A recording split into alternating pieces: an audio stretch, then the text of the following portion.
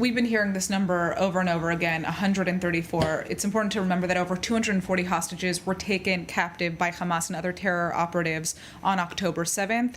At this point, we know about 130 hostages abducted that day remain in Gaza. 105 were released back in that November truce. And it's important to note that the count of those who are remaining in Gaza today include hostages who are still alive, but also many who are no longer alive. And that's an important number to understand. As of now, we know that officially, according to Israel, at least 34 of the hostages abducted on October 7th are dead. But there are also intelligence reports coming out that say as many as 50 could no longer be alive. And of course, there's also the bodies of two former Israeli soldiers who were killed in the 2014 Gaza war. They are also being held by Hamas, so that adds to 134, along with another two Israelis who were abducted by Hamas prior to October 7th.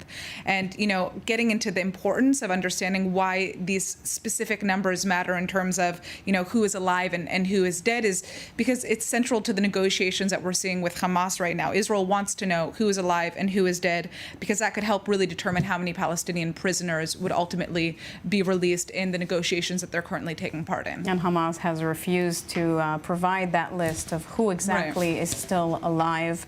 Now, are Hamas the only ones holding all of the hostages who remain in Gaza? So, no, we know that Hamas, unfortunately, is not the only group holding these hostages. And when I say unfortunately, this is because we're not able to locate where a certain number of these hostages currently are, according to intelligence. The Palestinian Islamic Jihad initially said that they were holding about 30 people who were abducted on October 7th.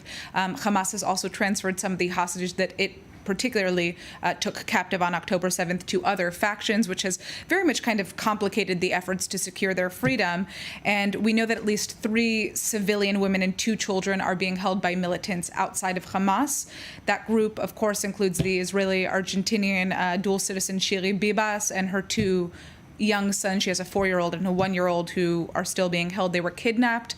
Hamas at one point said that they were no longer alive. That has not been confirmed by Israel. And you have to remember that in the past, this is not the first time that Hamas has made a claim of one of these hostages being killed. Actually, the Palestinian Islamic Jihad specifically said that female hostage Hana Katsir had been killed and she ended up being released. She showed up alive. Right. So there is still hope.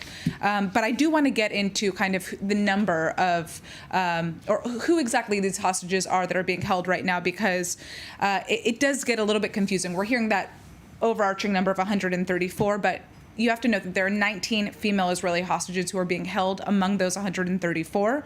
They're between the ages of 18 to 39. 5 of those women were performing in the IDF. They were carrying out their military service, so they are considered soldiers, and that's why they weren't released in the November truce, which saw mainly, women, children, and the elderly released. And then there are the men. There are at least 85 men who are still being held. Some of them are the father of children who were released with their mothers or other relatives. Some of them are in their 70s or 80s, as old as 86 years old.